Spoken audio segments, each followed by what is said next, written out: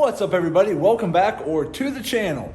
So today we got something going on with my 2016 build that I've been looking forward to doing for a little while now. So I wanted to change the differential fluid, but then I've been really looking at replacing the differential cover with something that looks a little bit nicer.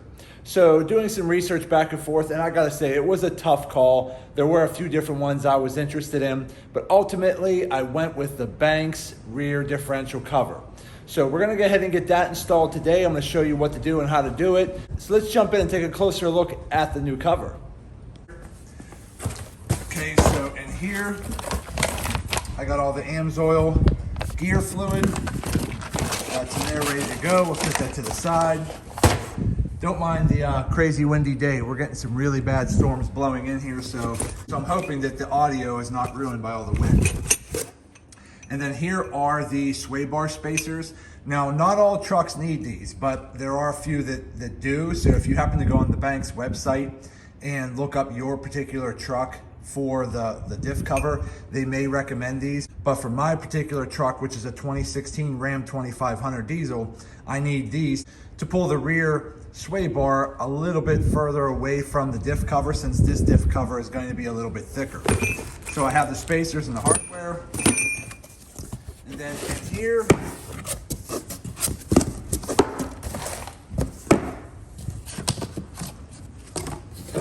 some nice letters and branding and all that kind of stuff. Some more stickers and information. Some of the gaskets and things like that, some hardware. There you go.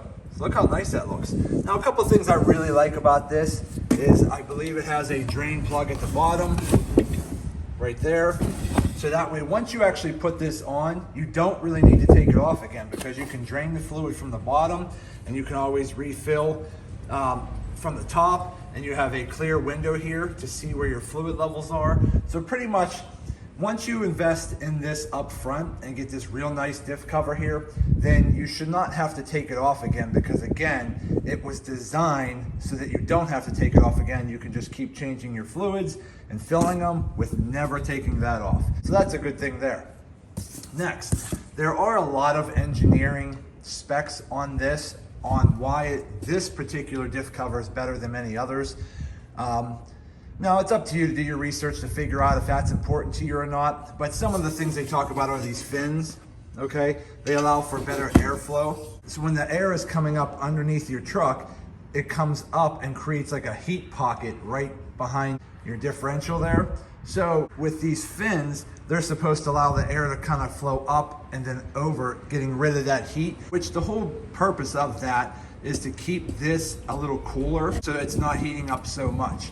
Now, whether that happens or not, I don't know. I'm no engineer, so there's really no way for me to prove it. But being that Banks is really good at engineering airflow and so forth, I can trust what they're doing. So you got the air fins on here to help keep it cooler.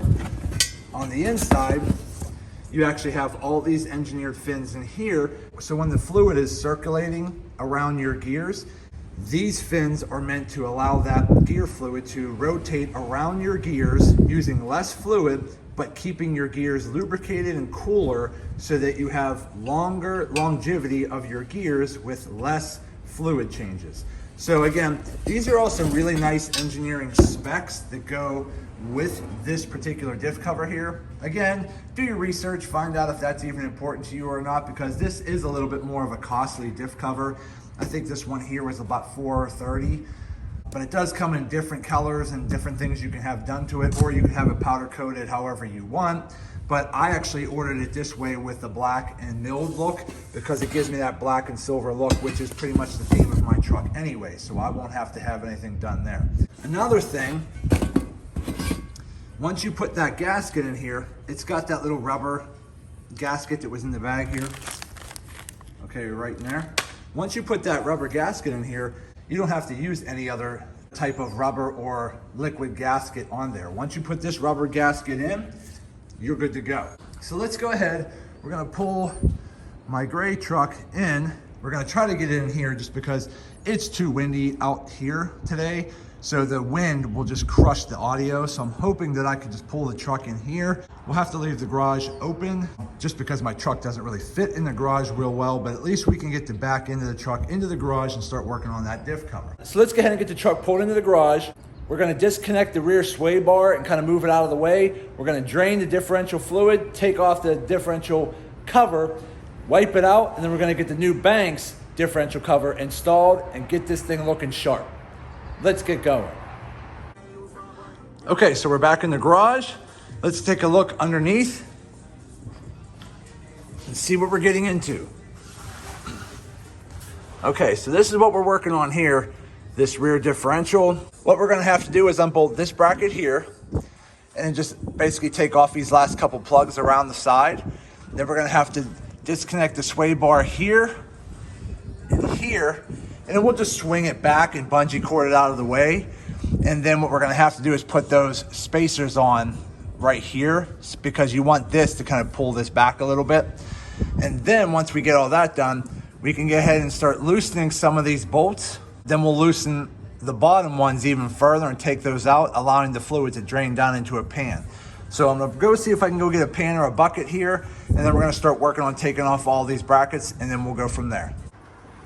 Okay, so we're gonna work on getting off the sway bar brackets here and here, and then we're gonna work on getting these bolts undone, and then once that's all done, we'll start draining the differential fluid and we'll go from there.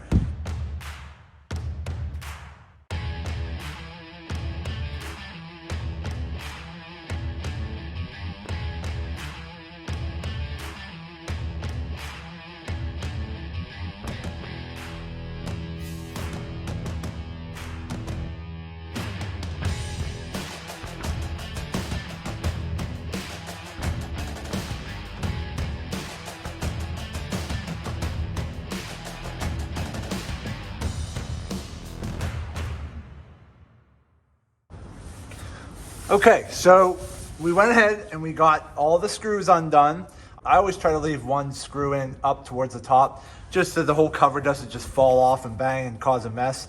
I had to lift the bucket up a little bit here, just because the wind that we're dealing with today is so windy, it's just blowing the bucket over.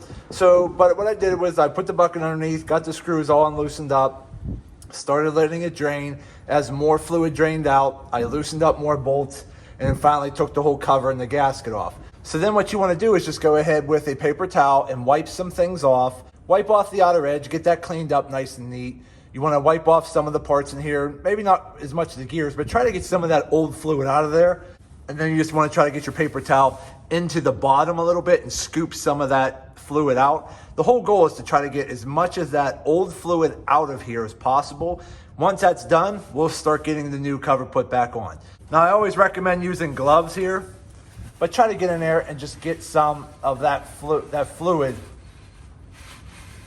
pulled out of there. Now, you don't have a whole lot of space, but just do your best. And now's a good time to pay attention to the overall condition of your gears, and if there are any signs of wear, such as metal shavings laying around or something that just seems out of place or not right, now is a good time to take a look at that and see if there's any problems that need fixed. Based off what I see, this still looks like in perfectly good condition.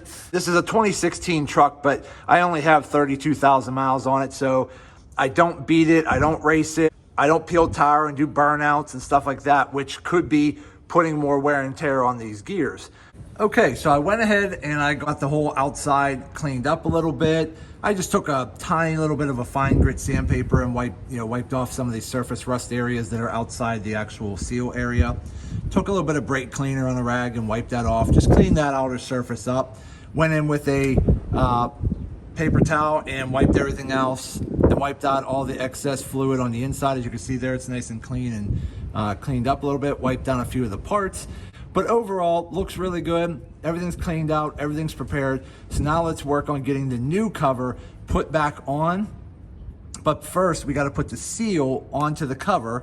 Once the seal is actually placed into the cover, then we'll place the cover on and get it all bolted back on. So let me go work on that.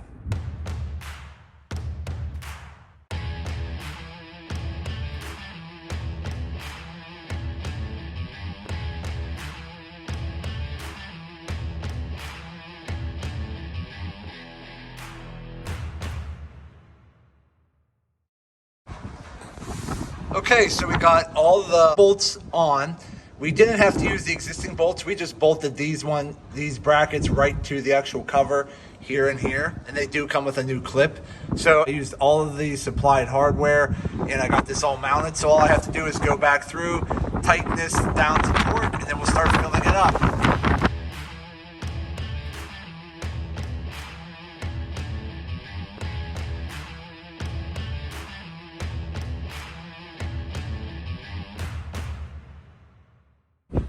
Okay, there she goes. So I got the cover installed, all the bolts are on, everything's torqued down to where it needs to be. I did not put fluid in yet, but I did check the bottom plug to make sure it was tight. This one up here is where I'm gonna fill it in at, so I'll fill that with fluid here in a minute.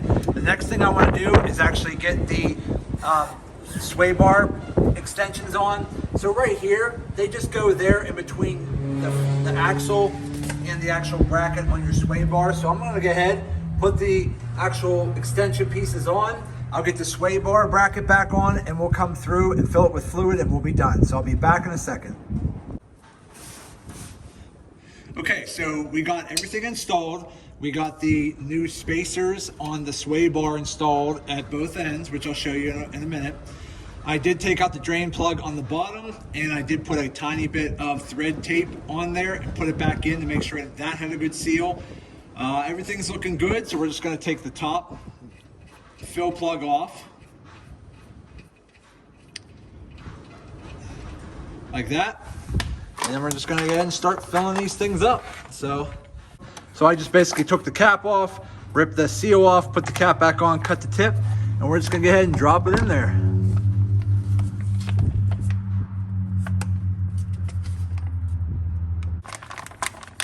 Next week when I'm off, we're gonna be busy working with the asphalt company paving my driveway. So I wasn't gonna be able to get this done next week. And yesterday I had to drive to Virginia to get my daughter from college. So I couldn't get it done yesterday. So today was the only day I can do it. And you know how it goes. When you have a little bit of time, you gotta do what you gotta do to get projects done. So that be that. Okay, so we got the funnel in. Let's go ahead and get these last 3 bags in here.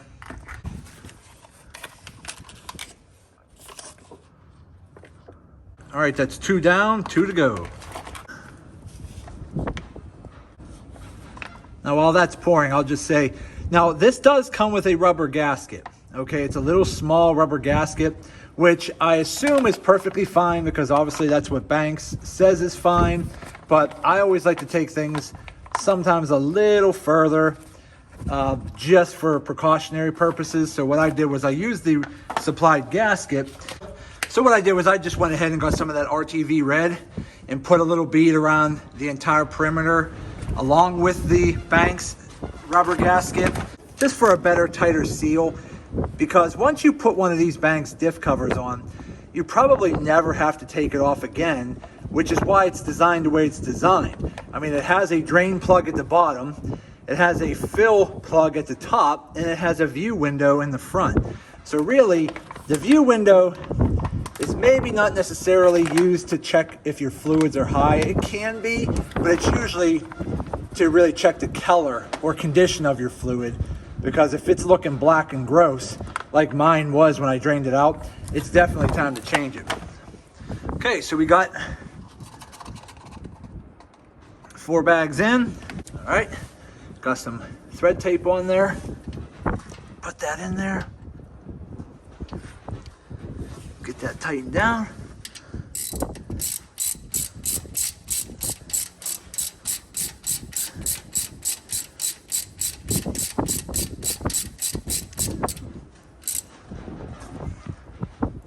Okay, and we are done. Okay, we are done. That is what it looks like from a distance. Let's take a closer look. So that's what it looks like, all mounted and good to go. This thing is a nice looking diff cover. So again, like we talked about before, this is the black machine milled. So it actually has the fins to allow better airflow. It has the fins on the inside to circulate the fluid better so that you can use less fluid and have longer intervals between fluid changes. That's the purpose of this. It does have a reed gauge in the front, it has a drain plug on the bottom, and it has a fill plug on the top. This is what the actual extension brackets look like mounted. You just put them in between the axle and the sway bar bracket, just like that. They just bolt right on, and they do come with extension bolts with the kit as well. And what that does is it allows you to have more clearance for your sway bar around this diff cover, because it is a little deeper from the axle. So they push the sway bar out an inch or so to get yourself the clearance you need for that. But that's what it looks like. So we are installed, ready, good to go. And now anytime I need to change my fluid, all I have to do is drain it out, fill it in, and I never have to take that cover off.